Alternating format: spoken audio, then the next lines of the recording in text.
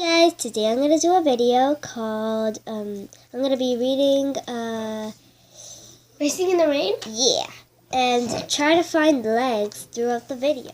Let's start. Oh, guys, no, not right now. Yeah. Right now, guys. No. We're in the video when she's reading. Yeah.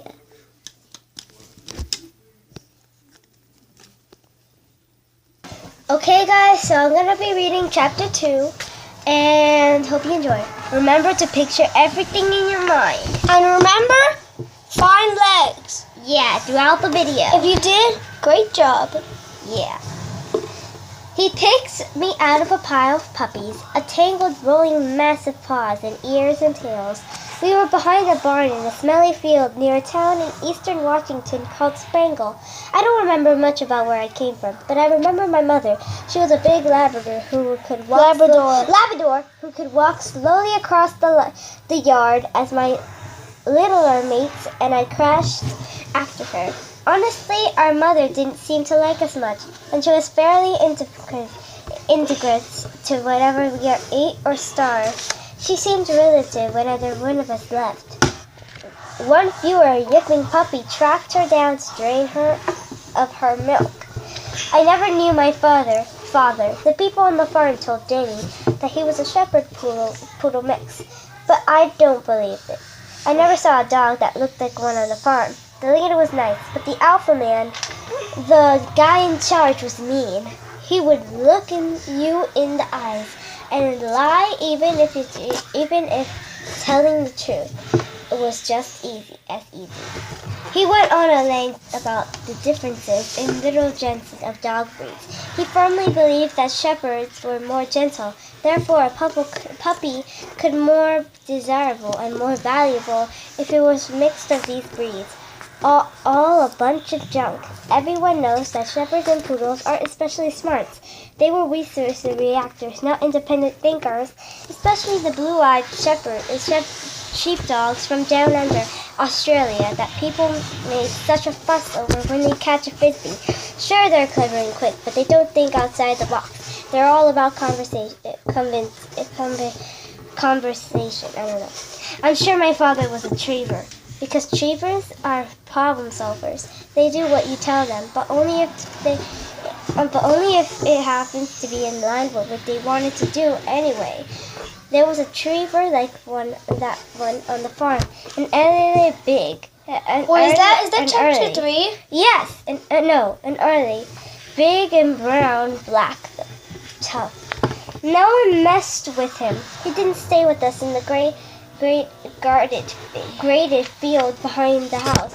He stayed in the barn down the hill by the creek, where the men went to fix the tractors, but sometimes they would come up the hill. When they did, everyone steered clear.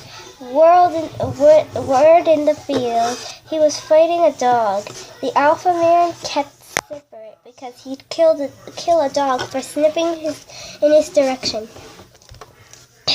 He'd rip the fur from a dog's neck because of a lazy glance, and when a female dog was in heat, he'd mate with her and go out of his business, without though about who was watching or who cared.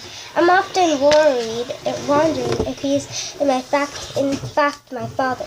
I had his brown-black coloring, and my coat is slightly whirly, and people frequently comment that I must be part triever. I like to think I am. I remember the heat on that day, and I left the farm every day in a hot spring. Well, I thought the world was just a hot place because I never knew what cold was about. I had never seen rain. Didn't know much about water. Water was the stuff in buckets that the older dogs drank, and it was in the stuff the alpha man sprayed out of the hose and into the faces of dogs who might want to pick a fight. But the day Denny arrived was especially hot. My litter mates and I were just tussling around like we always did, and a hand reached into the pile and suddenly was dragging high in the air. "This one," a man said. And my first glimpse of the rest of my life. He was Selder, with long and lean muscles, not a large man but strong. He was keen, icy blue eyes, his choppy hair and short, scruffy beard were dark and worry, like an Irish retriever. The pick of the litter, the lady said.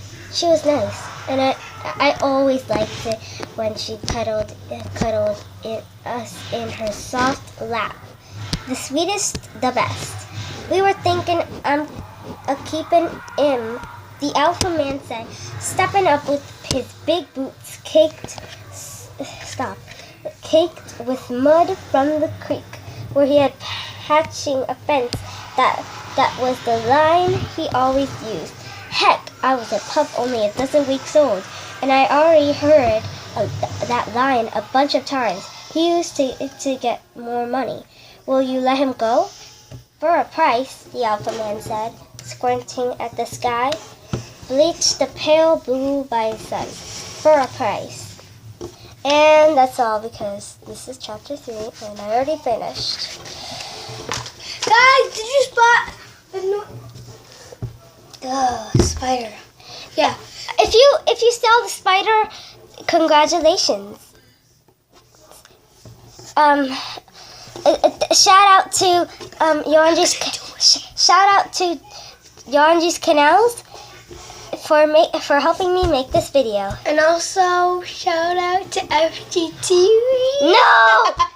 No! I hate that channel. I love that channel. Well, it's an opinion, but just. I hope you guys enjoyed this video. If you did, smash a like. Did you spot me in the video? If you did, great job. And shout out to Yonji's Canals. Yeah. Bye.